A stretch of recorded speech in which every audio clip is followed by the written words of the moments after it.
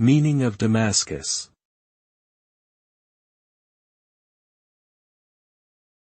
Damascus.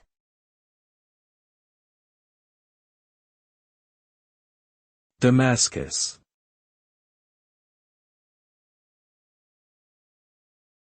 Damascus.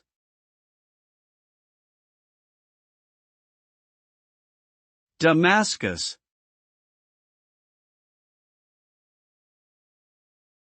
Damascus is a city in Syria with a history dating back thousands of years. The name Damascus is believed to have originated from an ancient Aramaic word meaning a well-watered place.